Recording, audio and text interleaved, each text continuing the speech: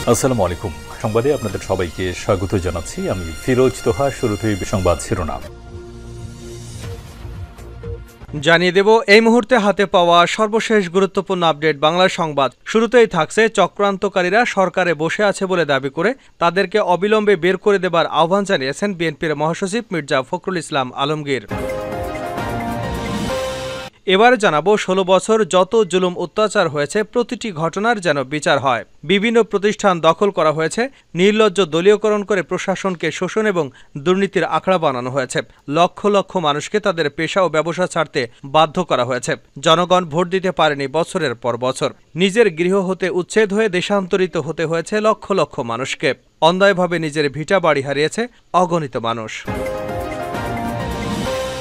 এদিকে গণহত্যাকারী শেখ হাসিনার ফাঁসির দাবিতে বিক্ষোভ। দেশের গণতান্ত্রিক ব্যবস্থা ধ্বংস করে ফ্যাসিবাদ কায়েম, পিলখানায় সেনা অফিসার হত্যা, শাপলা চত্বরে আলেম হত্যা সহ সাম্প্রতিক ছাত্র জনতার আন্দোলনে গণহত্যার মাস্টারমাইন্ড শেখ হাসিনাকে দেশে ফিরিয়ে এনে বিচার সহ জড়িত সকলের বিচার এবং গণহত্যায় জড়িত ফ্যাসিস্ট আওয়ামী লীগ, ছাত্রলীগ, যুবলীগকে নিষিদ্ধের দাবিতে গণঅবস্থান কর্মসূচি পালন করেছে গণ অধিকার পরিষদ।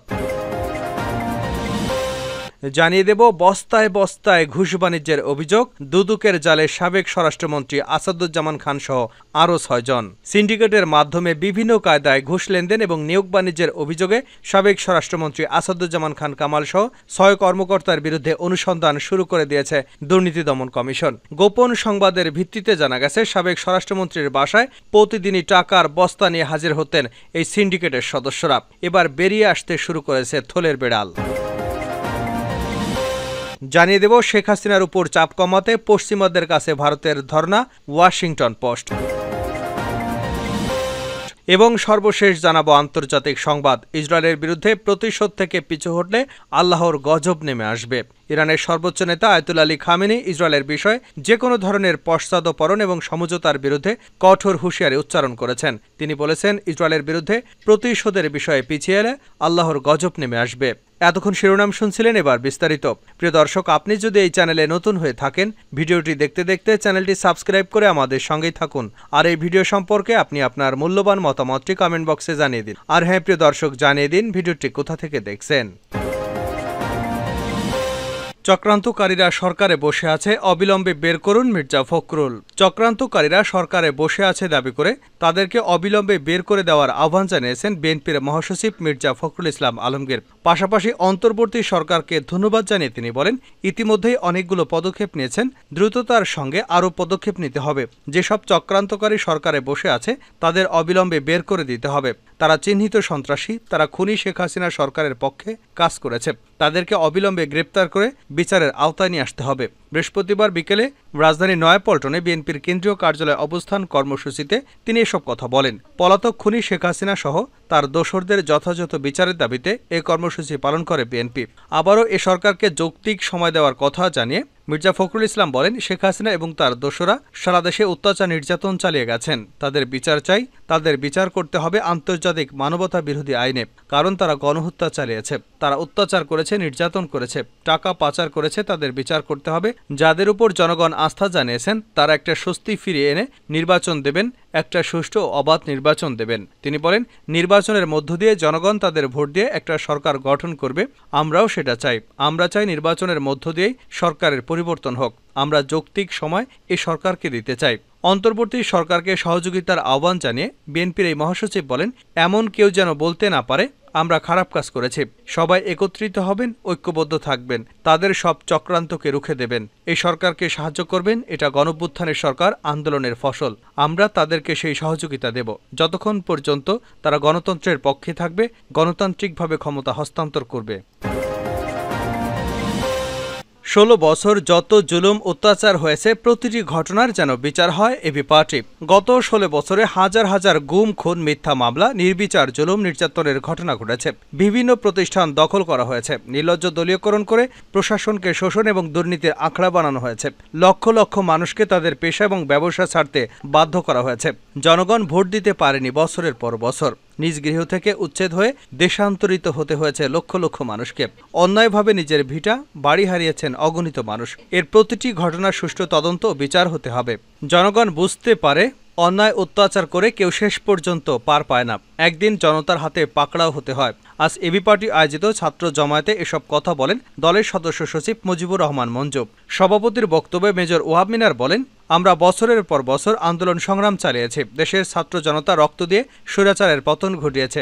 বিজয় আনন্দে শহীদ এবং আহতদের ভুলে গেলে চলবে না। বৈষম্যহীন বাংলাদেশ গড়তে যারা জীবন দিয়েছেন তাদের স্বপ্ন বাস্তবে রূপ না হওয়া পর্যন্ত আমাদের সংগ্রাম চলতেই থাকবে। অ্যাডভোকেট তাজুল ইসলাম বলেন, খুনি হাসিনা শুধু মানুষ হত্যা করেনি, সে বাংলাদেশের বিচার ব্যবস্থা, নির্বাচন ব্যবস্থা, পুলিশ প্রশাসন, প্রতিটি রাষ্ট্রীয় প্রতিষ্ঠানগুলোকে হত্যা করেছে। তিনি বলেন, আইন উপদেষ্টা মানবতা বিরোধী ট্রাইব্যুনালে হাসিনার বিচারের কথা বলেছেন।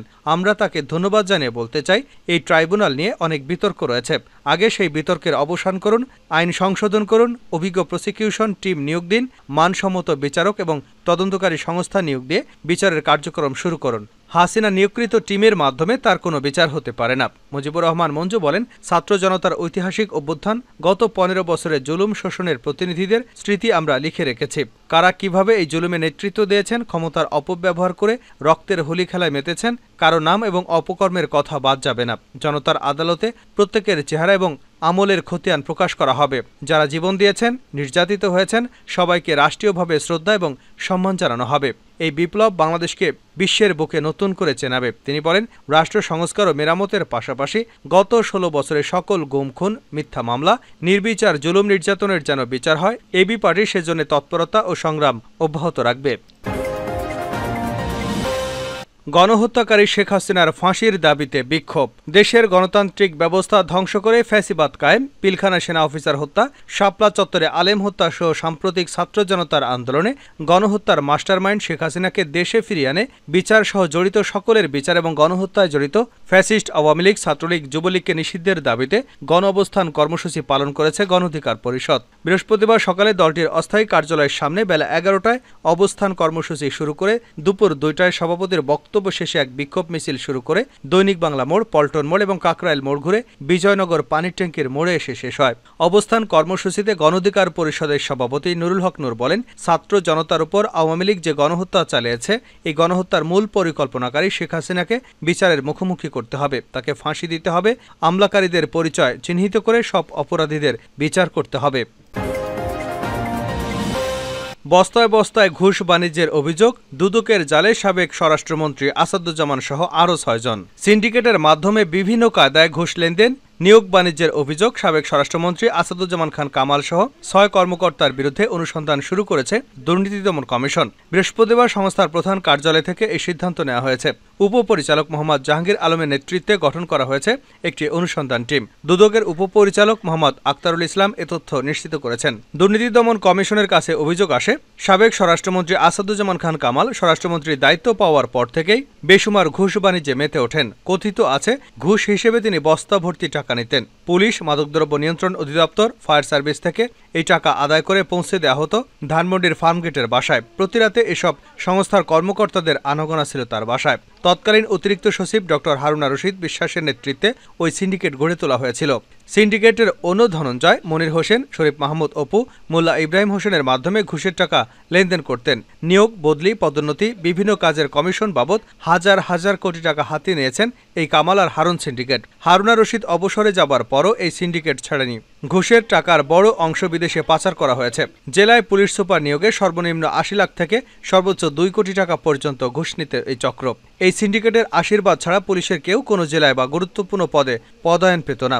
দুদকের অভিযোগ রয়েছে, 2022 সালে 30 জুন গাজীপুর মেট্রোপলিটন পুলিশের কমিশনার হিসেবে নিয়োগ পান ডিআইজি মোল্লা নজরুল ইসলাম। 5 কোটি টাকার বিনিময়ে মোল্লা নজরুলকে গাজীপুরের কমিশনার হিসেবে পদায়ন করা হয়।